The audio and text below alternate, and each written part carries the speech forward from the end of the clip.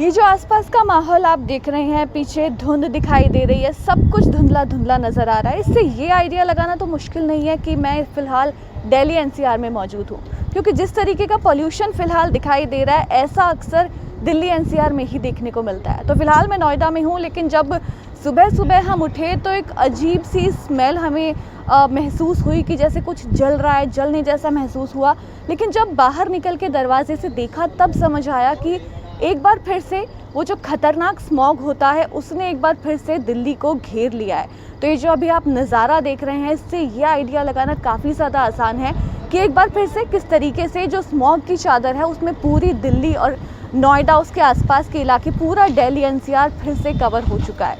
तो यहाँ पे हालांकि ये बहुत ज़्यादा कोई रेयर साइट नहीं है, अक्सर दिल्ली एनसीआर में ऐसा देखने को मिलता है। और अभी हाल ही में क्योंकि त्योहारों का मौसम गुजरा है, दिवाली की अगर आप बात करें, छठ की बात करें, हालांकि कहने को पटाखों पर पूरी तरह से बैन था, लेकिन उसके बावजूद भी पटाखे फोड़े गए, जगह जगह से पटाखों की आवाज़ आती रही। लगातार ये सिलसिला काफ़ी ज़्यादा समय तक चलता रहा और फिर उसके बाद होना क्या था, AQI 400 पार पहुँच गया।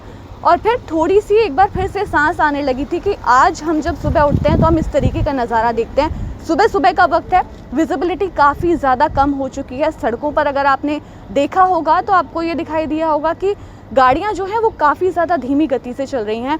और गाड़ियों की गति पर असर पड़ा है तो ऑब्वियसली जब आप घर से निकलकर ऑफिस पहुंचने लगते हैं तो वहां पहुंचने में भी आपको देरी हो रही है। तो सुबह सुबह का ये नज़ारा है। उम्मीद है कि जैसे जैसे सूरज निकलेगा थोड़ा सा माहौल यहाँ पर ठीक होता हुआ नजर आएगा। लेकिन जो सबसे ज़्यादा गंभीर यहाँ पे समस्या हो सकती है वो है आपके शरीर को, क्योंकि जैसे जिस तरीके का ये माहौल है, ये जो ख़राब हवा है, ये आपकी आंखों को नुकसान पहुँचा रही है, आंखों में जलन हो रही है।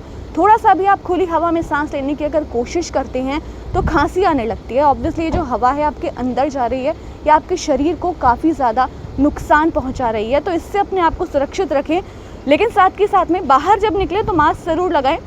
लेकिन साथ ही ये जो जिस तरीके का माहौल है, अगर इसमें सुधार नहीं हुआ तो आपकी जो हालत है वो थोड़ी सी नाजुक बना सकता है इस तरीके का माहौल। तो अपना ख्याल ज़रूर रखें। उम्मीद है कि जैसे जैसे वक्त आगे बढ़ेगा थोड़ी से हमें यहाँ पर हालात में सुधार देखने को मिलेंगे।